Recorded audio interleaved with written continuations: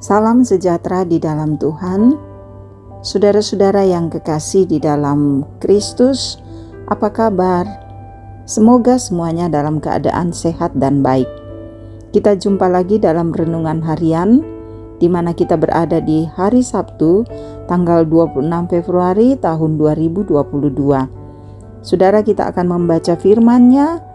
Marilah kita menghadap Tuhan di dalam doa. Mari berdoa. Terima kasih Tuhan, bahwa dalam cinta kasih-Mu kami boleh menikmati kehidupan ini. Kami percaya Tuhan akan terus mengasihi dan memberkati kami. Bapa, kami akan membaca firman-Mu. Roh Kudus, tolonglah kami. Biarlah firman yang kami baca dan renungkan ini akan menjadi pelita dan suluh di dalam kehidupan kami.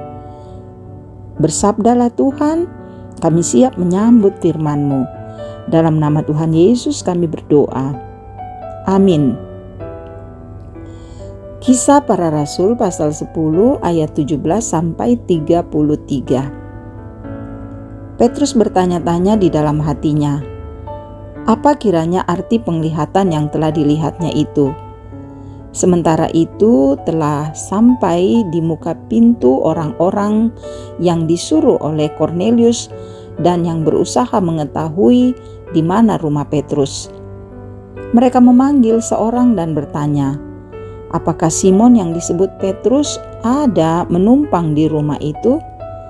Dan ketika Petrus sedang berpikir tentang penglihatan itu, berkatalah Roh, ada 3 orang mencari engkau. Bangunlah, turunlah ke bawah dan berangkatlah bersama-sama dengan mereka. Jangan bimbang, sebab aku yang menyuruh mereka kemari. Lalu turunlah Petrus ke bawah dan berkata kepada orang-orang itu, akulah yang kamu cari. Apakah maksud kedatangan kamu?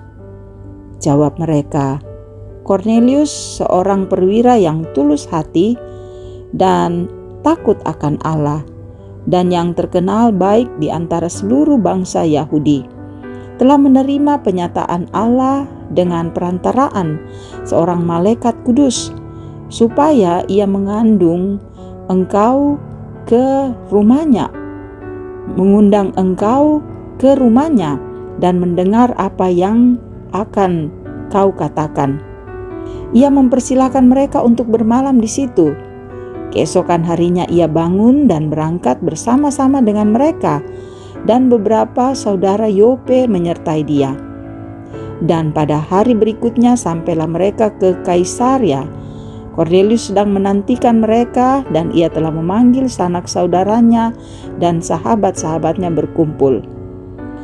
Ketika Petrus masuk, datanglah Kornelius menyambutnya, dan sambil tersungkur di depan kakinya ia menyembah Petrus. Tetapi Petrus menegakkan dia, katanya, bangunlah, aku hanya manusia saja. Dan sambil bercakap-cakap dengan dia, ia masuk dan mendapati banyak orang sedang berkumpul. Ia berkata kepada mereka, kamu tahu betapa kerasnya larangan bagi orang Yahudi untuk bergaul dengan orang-orang yang bukan Yahudi atau masuk ke rumah mereka. Tetapi Allah telah menunjukkan kepadaku bahwa aku tidak boleh menyebut orang najis atau tidak tahir. Itulah sebabnya aku tidak berkeberatan ketika aku dipanggil lalu datang kemari. Sekarang aku ingin tahu, apa sebabnya kamu memanggil aku? Jawab Kornelius, 4 hari yang lalu, kira-kira pada waktu yang sama seperti sekarang, yaitu jam 3 petang, aku sedang berdoa di rumah. Tiba-tiba ada seorang berdiri di depanku, pakaiannya berkilau-kilauan. Dan ia berkata, Kornelius, doamu telah didengarkan Allah dan sedekahmu telah diingatkan di hadapannya. Suruhlah orang ke Yope untuk menjemput Simon yang disebut Petrus. Ia sedang menumpang di rumah Simon, seorang penyamak kulit yang tinggal di tepi laut. Karena itu segera kusuruh orang kepadamu. Dan dengan senang hati engkau telah datang. Sekarang kami semua sudah hadir di sini, di hadapan Allah, untuk mendengarkan apa yang ditugaskan Allah kepadamu. Demikian saudara-saudara firman Tuhan yang boleh kita dengarkan di saat yang berbahagia ini. Amin. Sahabat-sahabat Kristus, tema kita Tuhan bagi semua. Puangna mintu tahu. Tuhan bagi semua, itu tema kita. Saudara-saudara, kata Injil atau kabar baik sangat erat dengan perdamaian. Ada dua pihak yang dulu berjauhan atau bermusuhan, sekarang diperdamaikan. Konsep semacam ini, saudara, memang tidak keliru. Hanya saja pengertiannya seringkali terlalu dibatasi pada relasi secara vertikal. Melalui penebusan Kristus, Allah mendamaikan orang berdosa dengan dirinya sendiri. Saudara-saudara, teks Kisah Para Rasul pasal 10 ayat 17-33 ini menceritakan salah satu contoh konkret bagaimana Allah memakai Injil untuk memulihkan relasi horizontal antara bangsa Yahudi dan bangsa lain. Secara lebih khusus, saudara, bagaimana Petrus dan rombongan bersunat yang menyertai dia didekatkan dan dilekatkan ke dalam persekutuan dengan Kornelius dan seluruh kerabatnya yang bukan dari etnis Yahudi. Saudara-saudara, keselamatan dari Allah melalui Injil juga turun atas keluarga besar Kornelius. Dari sisi pergerakan Injil secara keseluruhan di Kisah Para Rasul, dimulai dari Yerusalem, Yudea, dan Samaria sampai ke ujung bumi. Kisah pertobatan Kornelius memegang peranan yang sangat penting dalam rangkaian pemberitaan Injil itu.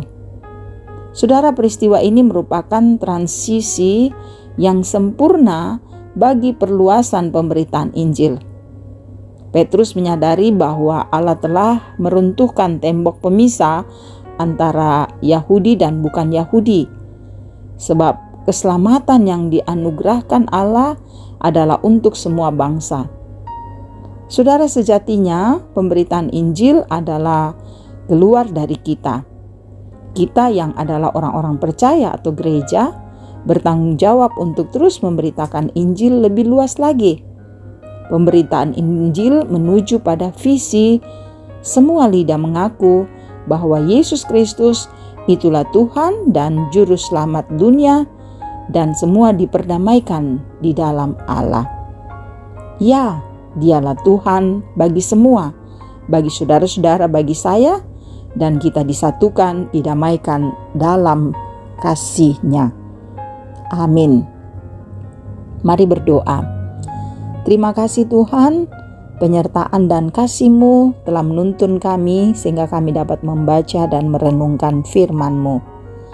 Biarlah firman ini selalu kami berlakukan dalam hidup kami. Kasihilah kami semua saudara-saudara kami yang setia mendengarkan renungan harian ini. Engkau berkati hidup mereka, agar mereka selalu memperoleh kehidupan yang sejahtera, damai, kuat, sehat, bahagia di dalam Tuhan. Dan Engkau terus mengasihi kami, memberkati kehidupan anak-anak kami dalam pertumbuhan pendidikan, memberkati usaha dan pekerjaan kami, memberkati rencana-rencana kami. Kiranya damai sejahtera Tuhan hadir dalam kehidupan keluarga dan kehidupan pribadi kami. Tuhan, Engkau mengasihi para orang tua kami, Bapak Ibu dalam usia lanjut. Peliharakan hidup mereka agar masa pandemi ini mereka tetap sehat, kuat, dan bahagia di dalam Tuhan. Engkau memberkati semua pelayan-Mu, para majelis pengurus OIG, agar tetap setia mengerjakan pelayanan dengan baik. Engkau memberkati setiap pergumulan kami yang sakit, yang isoman, yang menghadapi duka, yang menghadapi berbagai pergumulan ekonomi, pendidikan, dan sebagainya. Tolonglah Tuhan, agar setiap pergumulan kami dapat kami lalui dengan baik, di dalamnya kasih Tuhan tetap nyata. Engkau juga memberkati bangsa dan negara kami, pemerintah kami, agar terus memerintah dengan bijaksana dan menolong pemerintah kami untuk memutuskan mata rantai penyebaran dari virus COVID-19, khususnya varian Omicron. Biarlah dalam usaha pemerintah kami semuanya ini dapat berjalan dengan baik. Kami masyarakat juga mendukung dan kami boleh hidup dalam damai sejahtera Tuhan. Berikanlah kekuatan kesejahteraan bagi kami semua, dan dengarkan doa kami, ampuni dosa kami. Kami bermohon hanya di dalam nama Yesus Tuhan dan Juru Selamat kami. Amin. Terima kasih saudara-saudara boleh mendengarkan renungan harian ini. Semoga firman ini menjadi berkat bagi saudara-saudara, bagi kita semua dimanapun kita berada. Tuhan Yesus memberkati. Salam sehat.